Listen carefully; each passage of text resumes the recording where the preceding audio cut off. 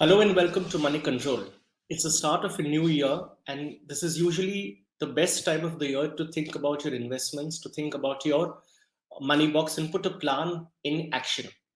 And to help us, we've got just the expert with us in the newsroom today. Please join me in welcoming Ajit Dayal. He's the founder of Quantum Mutual Fund. Ajit had founded Quantum Mutual Fund way back in the year of 2006 with a strict set of principles and rules that many of us thought were way ahead of its time. But we are in 2022 right now. Quantum Mutual Fund has survived, has grown, and it has always stuck to its same set of principles and rules with which it was launched. Ajit is here to share his experiences of managing Quantum Mutual Fund, of leading Quantum Mutual Fund all throughout the way, and to also tell us basically what we can learn as an investor to become more thoughtful investors in the year ahead, looking at how Quantum Mutual Fund has managed its journey throughout. Hi, Ajit, and welcome to our show. Hi, good afternoon, good morning, good evening to everyone, depending where everyone's logging in from. Thank you for inviting me, Kayezad. So, Ajit, when your mutual fund, you launched your mutual fund in the year of 2006, and I remember you came with a very strict set of principles and rules, which many of us thought were way ahead of its time. You were India's first direct mutual fund, low cost mutual fund.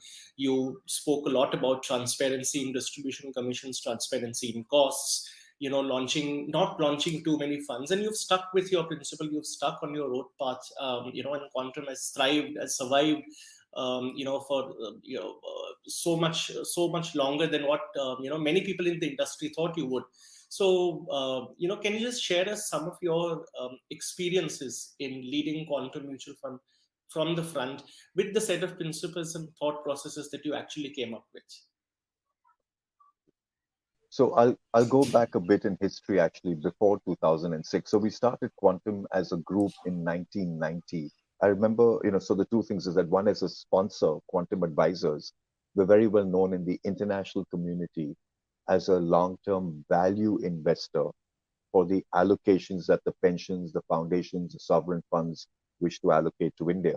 When we brought our expertise and our desire to manage money for Indian individuals in 2006 under the AMC, we brought with us our partnership and our legacy from Tom Hansberger of learning how to manage money. And while I was with Tom as a partner, we were lucky to manage money for the Vanguard Group. And the Vanguard Group taught us that we must focus on what's best for the investors. So we took these learnings and we brought that to Quantum AMC.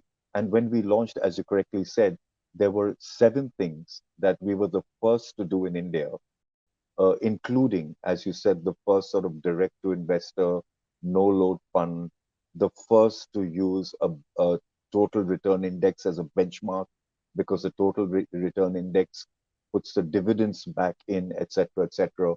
So there were 7 things that we did, and many of those things have been adopted by the industry, grudgingly, I must add, and have been made into law by the regulators. It's taken them over 12, 13 years to do so. So what we believe from a quantum perspective is that, yes, you must be high integrity, you must be transparent, and you must be able to give investors, your clients, your people who are giving you their savings, their hard-earned money that's being put into the stock market or liquid or funds or debt funds or whatever, in a way that allows them to reach their financial goals without compromising on the ethical framework of treating them as your client. And I think that's something which is a challenge for us. And I think the one message that's come to me clearly since 2006 is that it's going to be a lot harder than what I think it was, of course, when we started. And we still have challenges ahead of us. But at the same time, we have a lot of opportunities that I will talk about as we go on. Some of the best global practices that you bought in India and Indian mutual funds industry when you launched Quantum Mutual Fund all those years ago. Some of the best global practices because you've been managing assets internationally and you brought that vision to India. Correct. So, one of them, of course, was just the sort of fact that distributors, when they, so if you look at the annual report of a fund, of a mutual fund, there was one person whose fees that were given or taken by that person was not disclosed.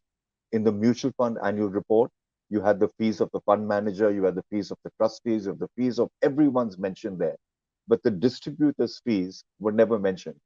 And we said, why? Because the distributor is important. I mean, he's the sort of, he or she, they are the sort of last mile touch point between the AMC and, and the fund, and the investor. And so that was one big change that we brought in, that we said that we are happy to work with distributors, and we do work with them now, as long as they are willing to disclose the commissions that they have earned for putting a client into Fund A or Fund B or Fund C. That was a big one. And then, the other thing, which is still actually not there, and we didn't do it at the start, but we have done it afterwards, was to have a completely independent board of trustees. The trustees' role is to ensure that the investors in the fund are well looked after. What was stated and is spoken about in the information memorandum at the time of doing the new fund offering at that point in time, that everything that is there is complied with. So the trustee should not be someone from the AMC. And yet every fund house till today has someone from the AMC on the board of the trustees. And we think that is a conflict of interest because the trustee doesn't work for the AMC. The trustee represents the investors.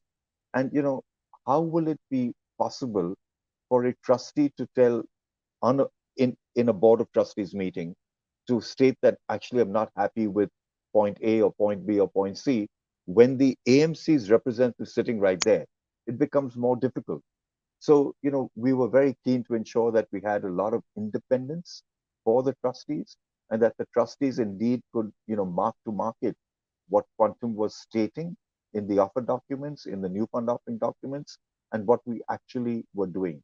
And I think that's something which is yet to happen. The other part that I think is a bit scary from an investor's perspective is that no fund house is declaring the capacity of their product. Every product that is launched in the financial service industry has a capacity to it.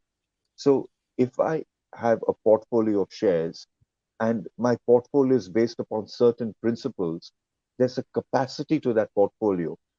If you give me too much money beyond that capacity, I will not be able to replicate the portfolio which has given the track record, which has encouraged you to invest with me. Because maybe the daily trading volume of that stock is such that I cannot buy any more of it. And every fund house, in my view, should declare a capacity. And that's something we've been doing too, talking about capacity of each of our different funds that are out there.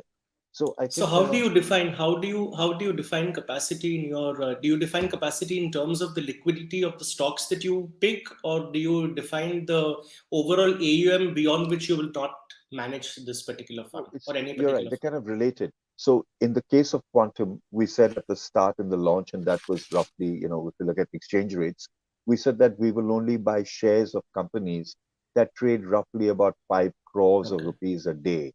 So at that point in time, there were about 200 companies that traded 5 crores rupees a day on average for the previous 1 year. And now there are like close to 500 companies that trade over 6, 7 crores of rupees a day. We use roughly $1 million as the benchmark, if you will. So what happens is that then defines the universe of companies you can buy because you have a volume criteria for the company you wish to invest in. And the volume criteria sits underneath whatever else you may have. You may then choose small cap, multi cap, value, growth. That's secondary. But the volume criteria is set. And the volume criteria of the underlying stock which you buy is important because when you go to buy the stock, your action of buying should not influence the share price. On a very similar way, when you go to sell the stock, your action of selling should not influence the share price, which is why volume is important. But again, if you are an investor and you really want to trust someone with your money, you'd expect that fund house or that fund manager to think of all these things and build a product accordingly, not a product that becomes an asset gathering machine. where I want your capital, I want your savings, I want your money, and then what I do with it, in some sense, becomes risky. And I think that's where a lot of the trustees and the regulator needs to step in, is to not to worry about whether you've got a 50 crore net worth or a 100 crore net worth to launch an AMC, but what basis is that AMC built on? What are the principles of investing of that AMC? I think those are important things to be discussing and arguing about. True. Right. So, Ajit, now from 2006, let's just jump to the present times, 2022. If you see a lot of inflows, more than 70,000 crore worth of net inflows came into mutual funds in the last year, because the markets have gone up. You've had the Robin Hood moment after COVID-19 initial crash, market crash, and equity markets all over have gone up in the last couple of years. Now, what we've been observing is that a lot of new customers, a lot of new investors, first time investors have also entered the equity markets. What would you tell them? How should they become a thoughtful investor going ahead when they're starting their equity journey at these levels? So I would say a few things. One is, I think the fact that people are investing in equities is fantastic. It's something that we've been talking about for a long time, and we know that equities, investing in stock markets, is one of the best ways to not only fight inflation, but to actually gain a capital appreciation to get you towards your end goals. So that is clearly a great sign that people are investing. If you're investing for the long haul, we call you an investor. If you invest for the short term, we call you a speculator in some sense. So if people are speculating, I really don't know, I have much advice for them besides be careful and don't speculate too much money. If you're investing, then clearly you need to understand a lot more about how your capital is deployed in the markets. And you need to go beyond the brand name to some of the points that we just discussed on what is the investor friendliness, if I can call it that, of the fund house. What is the understanding of the markets of the fund manager, not just which stock to pick and which stock to go, but in terms of but how do you service the investor best? So, a lot of words of caution for those who wish to speculate, and for those who wish to invest, as you would tell a teenage child, and that's part of the problem. Many first time investors today in the last 2 years since the pandemic are relatively young. And if you have a teenage child, you try to teach the teenage child from your own experiences as a parent. But we all know that teenage children have their own mind and their own thought, and they want to make the errors on their own. And to become a thoughtful investor, it actually takes time. You have to make mistakes. You have to learn from your mistakes. You have to make sure you don't repeat the same old mistake, and you make a new mistake. And every time you make a mistake, you have a learning. And every time you learn, you become more thoughtful. So in so this is the start. It's like the kindergarten class of investing if you've just started investing. And it'll be a bumpy ride, but it's a wonderful, joyful ride. And if you're careful, you'll come out of it on tops. Again, it's the power of compounding. People forget that just by being in the index, for example, you could have made about an 18 to 19% compounded rate of return since the index was launched in 1980. Here I talk about the BSE 30 index. I'm more old school. I don't really follow the Nifty too much. I follow more of the BSE 30. So, you'd have made a 18 to 19% compounded rate of return since 1980. The index then was, 100, and today it's 61,000 on the BSE 30. And if you took the total return index, you add another 2.5% of that every year. So investing is great. And it's very, very good that people have come into the market, but I would urge them to sort of evolve carefully and, tread carefully. So the power of compounding is what you are stressing on. I also wanted to ask you the power of asset allocation. I mean, there is a principle of rules that quantum mutual fund is often spoken about. Can you enlighten our viewers and listeners as to how they could implement that, and what does that actually mean? How does it help you grow your wealth in a more systematic and sensible way? So I was doing it pre Lehman. And I remember I wrote an article. at the time when the Lehman crisis happened, and markets were down 50% and the currency rupee was down 20%. And I went for a holiday to the US and I wrote about it. And a reader wrote back saying, the markets have collapsed, the world has collapsed, and you're telling us you're on a holiday having a good time with your family. And I kind of stepped back and I said, I mean, didn't everyone think about the fact there would be, some sort of money to keep aside if things don't work out right for their investments? And I guess the answer was no. So ever since then, at at the bottom of this column I used to write, which is called the honest truth. I don't write it that much anymore, but I did write it till about 2 years ago. So at the bottom of every honest truth, there was a table, and that table was precisely this. And as we sort of formulated again within quantum, this is very important to know. Quantum's first product was a value fund, because in the international world, that's what we're known as value investors. And then we added like blocks of a Lego game, right? You have the yellows and the reds and the greens, and you start making houses and everything from it. And we added building blocks very, very, very methodically from 2006 onwards. So we added the equity fund of funds. We added a gold savings fund and a gold ETF. We even have a Nifty ETF to track the index. And then most recently, we launched the Quantum India ESG Fund in 2019, July. And what we're really doing with 12, 20, 80 is telling investors, look, the 12 represents those many months of your monthly expenditure, which you keep aside in very, very safe places, which is a liquid fund. So if you have a pyramid, the base of the pyramid is the safest and the most solid part of the structure. You can always rely on the base to be there. The top may fall off, but the base will never fall. That's the foundation. Absolutely. And that's your liquid fund. And the liquid fund is where you keep, in the 12 simplifies that, 12 months of your expenses. So if I'm spending, 10,000 rupees a month, then I multiply that by 12 and I keep 1.2 lakhs in a liquid fund.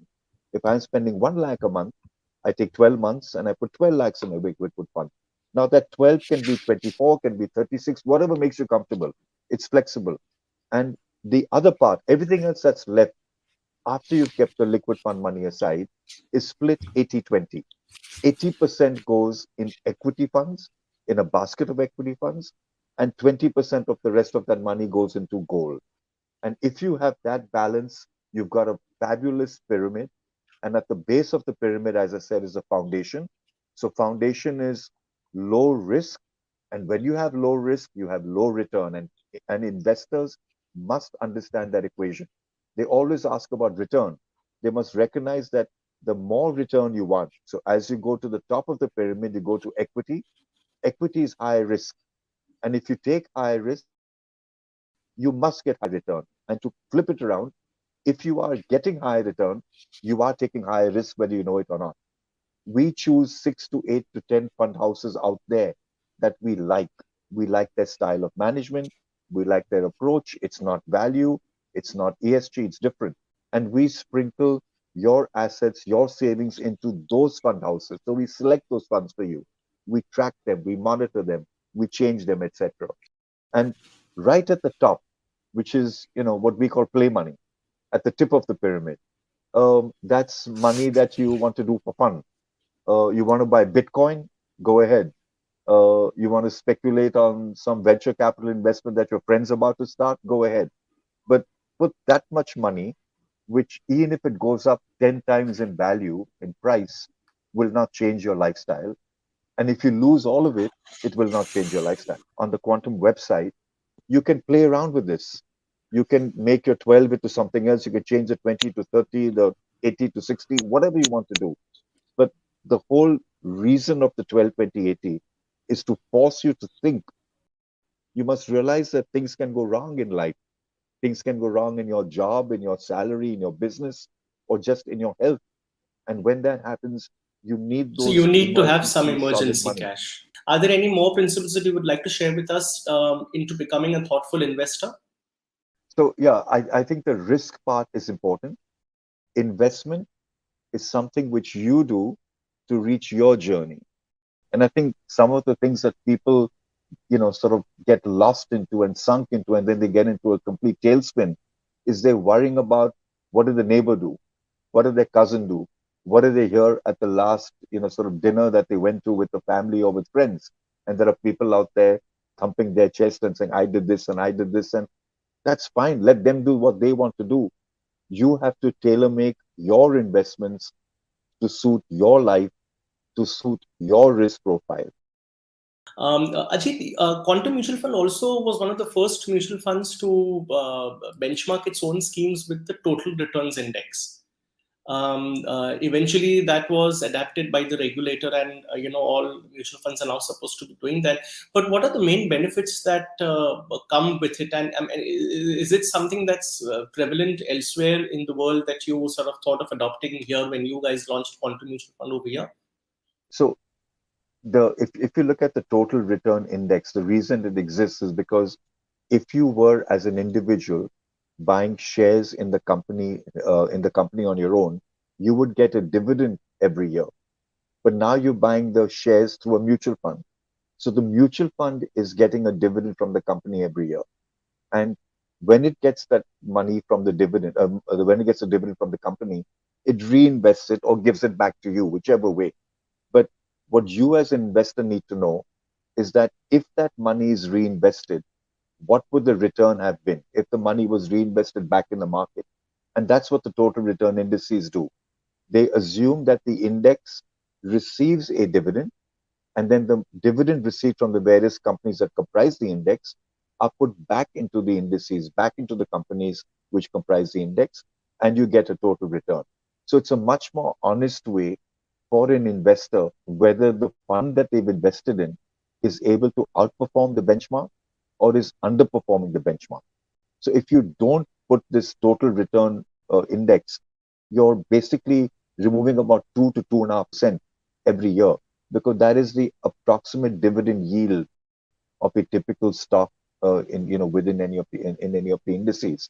And as we're discussing this, I'd love to talk about the active versus passive theme that is taking hold in the world and in India. And how does that sort of fit into Quantum's plans going forward? That was also what I wanted to also ask you when we came to TRI index and indexing. This whole wave of passive funds is sweeping over the world, and many people in India also are saying that passive funds are the way to go forward. I know that you have a history of Vanguard also behind you, but you've been in a very active investor. You've really laid down all the guidelines when your underlying funds actually pick up stocks, which you have elaborated in this talk. So tell us, what do you feel about this whole active versus passive dividend? I mean, we're quite interested in knowing your views. So the active versus passive have multiple elements to it. And I'll begin with the global context and bring it to India. In the global context, active versus passive came about because Vanguard, John Bogle, the founder of Vanguard, the founder and the father of Vanguard, worked out that in the US, a developed economy, it became hard for an active manager to actively seek out companies that were doing better than the indices. And Vanguard was created on the premise of an index fund way back when. It made sense because what was happening in America, as happened in India, is that the fees being paid to the fund houses, to the various AMC equivalents, was far more than the benefit of being in that fund house because they were not able to outperform the index. So, in the Indian context, when you look at it, there's a big difference. The one commonality is that yes, AMC fees, AMC, the mutual fund expense ratios or the TERs have been very high, and those have now been sort of compressed over time, but they're still pretty high. So that's the common factor, that your fees are higher than the indices, than being in a passive index fund. The second part is that the index itself. So I'll put this in a little bit of sort of reference to context. Quantum launched its Nifty Index Fund ETF in 2009. And 6 months later, I sent an email to John Bogle and I put that in the domain. It's up there on the internet, asking him, like, I'm on my way to the US, would love to come and see you. And and I sent John Bogle the way the indices are calculated and the end result of the indices. And John Bogle wrote back to me that much as he does not like active investing, he would not invest in the indices in India. And he actually called it plain stupid. That's a phrase I think he used, plain stupid, that the way it's being constructed. I don't think the way the index is being constructed has changed between the year 2000 and 2009 and today. I think the indices are still being constructed the same way. John Bogle sadly is no longer alive. He passed on a few years ago. But the reason why he said that, if you do a simple chart and if you look at the Dow Jones 30, the S&P 500, the BSE 30, the BSE 200, the NSE 50, and we have that table at Quantum, we have done that. And you just look at the number of changes, how many companies are removed and added to the index year after year after year after year. The churn exists in India because it's a growing economy. So I would argue that while Quantum has the option for an investor to build a low cost passive portfolio, even in the 12, 20, 80 structure, there is a passive low cost option that will be made available in the next week or two. You can go for that low cost. But I would argue that you still need to have active management on the equity side. And then the question comes, how do you know which fund manager is good and which fund manager is bad? And that's where quantum equity fund of funds is doing that for you by saying, look, of the 500 equity funds out there, we will tell you which are the good 6, 8, or 10, and we'll ensure that your money is lying in sensible products and sensible funds with sensible fund managers. So we're helping you sift that. In a country like India, and if we've seen, past 10 years or so, value funds have, it's been a challenging period for value funds. Ajit, how do you convince, what should investors take from this challenging period to, I mean, is it that, value funds don't work in India, or as you said earlier, that, this is just a cycle and things turn, and eventually value funds also see good days and bad days? Well, I think there's a fundamental shift. I think around the world for the last since 2005. So over the last 16 years, value has outperformed growth for about 3 or 4 of those last 16 years. Growth has been a far better strategy outside India and in India compared to value. That doesn't mean that I'm giving up the value fund. And I think I'd like to differentiate here. Quantum Advisors, the sponsor of Quantum AMC, as I said at the start, we are known in the international world as a value manager. So when I walk into a pension office in the Western world, they have a big team, and that team has got $100 to invest around the world and in different asset classes. So they're investing in real estate, they're investing in private equity, in venture capital, in timber, in infrastructure, in equities and bonds, and around the world, so different geographies. So let's take the equity bucket.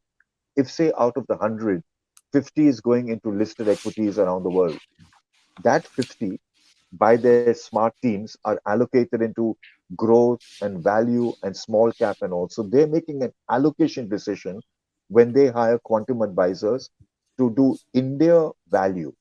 They probably also have an India growth manager. They probably also have an India small cap manager. Value is one of the styles that they have within their complex structures.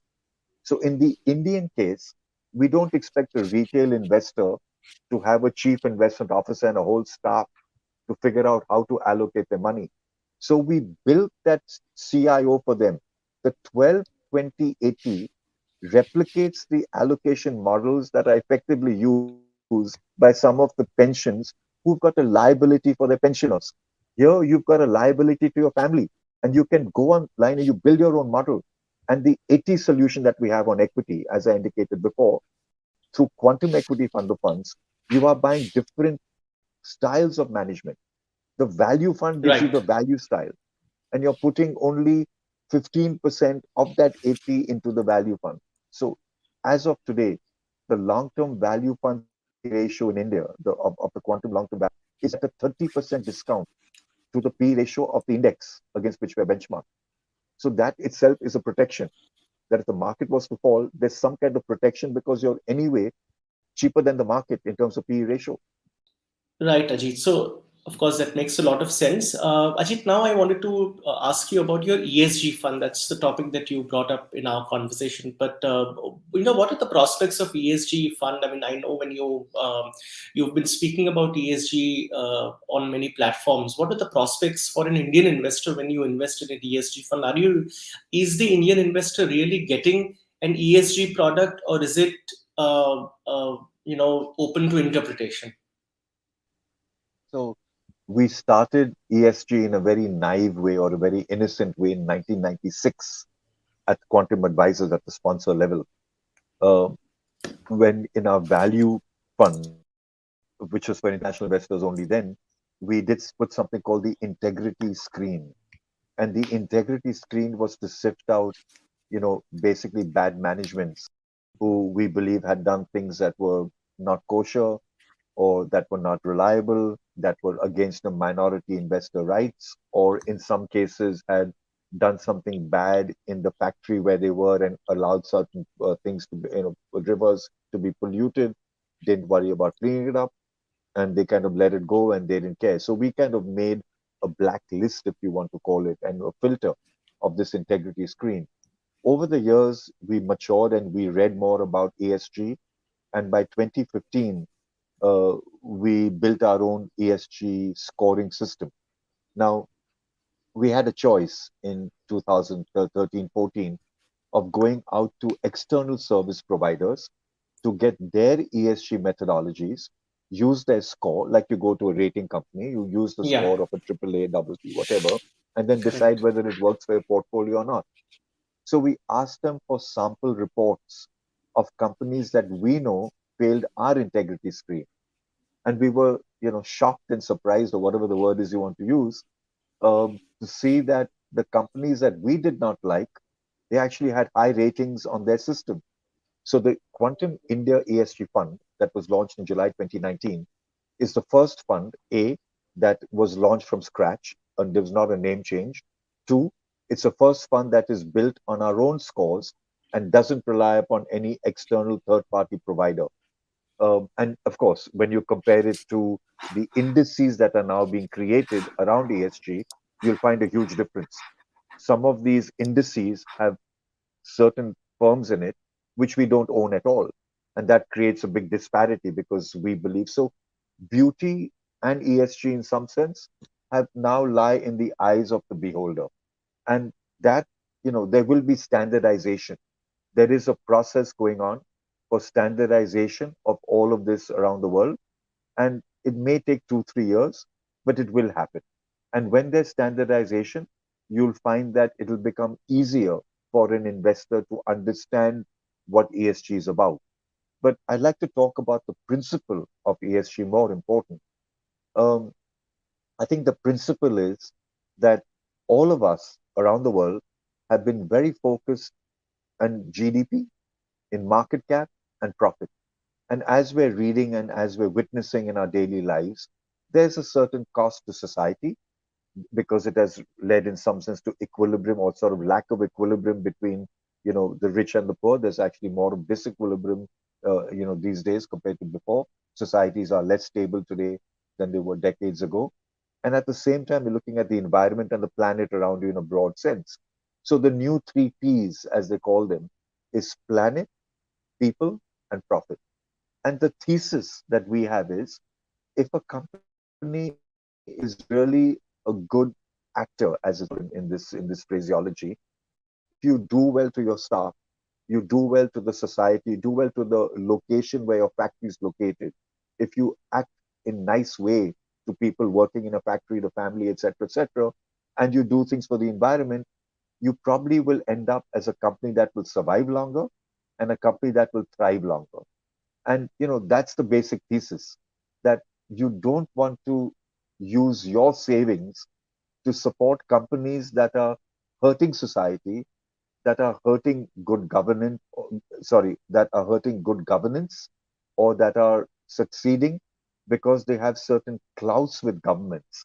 That leads to bad society. So it'll come back and haunt you one day. You may make a lot of profits from being in companies that are bad actors, but somewhere down the line they'll come back and hurt you because you'll be harming society and you're part of society. So I think that people have to recognize that even that 100 rupees can be very powerful in signaling sort of good action from different companies. And certainly from a quantum perspective, we put a lot of focus on that. We've done it since 1996, and now it's called ESG, and we're right there on the forefront of it. And Ajit, you have a fund within the quantum mutual fund structure also on this framework, the ESG, the quantum ESG fund. Just roughly, I wanted to ask you, I don't want to take any names over here, but just roughly, I mean, out of, let's say, the top 100 companies, would you have a significant number of companies out when you run your ESG parameters on them? Yes.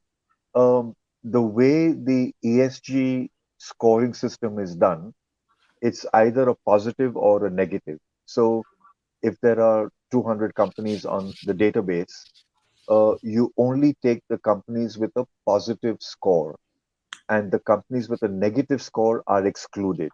So we're not looking at the future per se.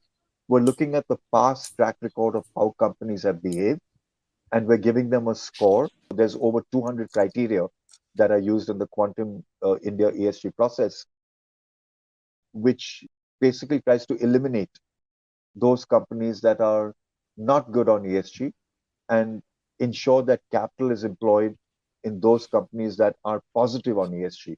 And there's a difference between this and the value fund. So the value fund also looks at ESG scores, but in a different way. The Q India ESG fund, the Quantum India ESG fund, as I said, looks at historical data and says this is what you've done. You're good or bad, and you end up in the portfolio. If you're good and you're bad, you're out. In the Quantum Value Fund, the ESG process is I know this is bad. You know this is bad as a company, and I know this is bad as a fund manager. Tell me what you're doing to improve it.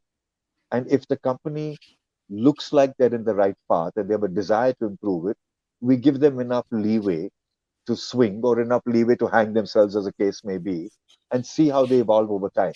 So it is possible that a company is disqualified in the India ESG fund because its past is poor, but it remains in the value fund, A, because it's got good valuation metrics, and B, because there's a path to improving ESG that we can see over the next 3-5 years. It's a kind of different way that we use and kind of the same scoring mechanisms. Okay, understood, Ajit. Ajit, very quickly, I think we're running really out of time, so I'll just ask you one last question. What are your plans? You've successfully completed 14, 15 years in the Indian mutual funds industry. Where do you see yourself in the next 10 years, 10, 15 years? What are your plans for quantum? Where do you want to take quantum Well, mutual fund? Quantum is a very, very small fund house today in terms of AUM. Although we do not benchmark ourselves as success or by saying that, we must be the top five. That's not what we do. But we were created, Quantum was created to act to be basically to make a difference to investors. Now, unless you can reach out a wide audience of people, you're not going to be relevant. It's okay to be relevant to few, which is nice, but we'd love to be relevant to a lot more people. So we would love, of course, to get more people involved in the 12, 20, 80 process. We'd love them to go to the website and try to understand what is it about quantum that syncs with them. Quantum is a very, very thoughtfully built AMC, and we'd love to have thoughtful investors come into the complex, understand what we've got, and then buy into our philosophy and certainly subscribe to our funds. That is eventually the aim, and that's the goal. The question is it going to happen in 3 years or five? It will happen. That I know because we've got everything that's required for success. We've got the track record. We've got if you were on the sort of batting field, we've got the right posture as a sort of batsman out there. We're feeling great about it. And I think with the use of technology and the pandemic has certainly allowed more people the ability to confidently transact, on the internet, to put their money to work on the internet. Prior to that, the absorption or the use of the internet to transact was a little more shaky. Now people know they've been using the internet for 2 years and they made a lot of Yes, financial absolutely. transactions on it. So we built the system and it's 12, 20, 80 all the way. Thank you so much, Ajit, and wish you all the very best. And let's hope the growth that you're talking about, the 10% of investors or thoughtful investors grows to, let's say, 20, 30, 40% sooner than later. But thank you so much, Ajit, for joining us and elaborately explaining us the quantum point of view, and also giving some really nice, valuable advice to our readers. I'm sure all our readers, viewers, listeners would have benefited a lot from your advice, Ajit. Thank Thank you you so so much, much for Kayezad joining. and team, for allowing us to, reach out to those thoughtful investors. Yeah, thank you. Thank you very much. Thank you. Thank you.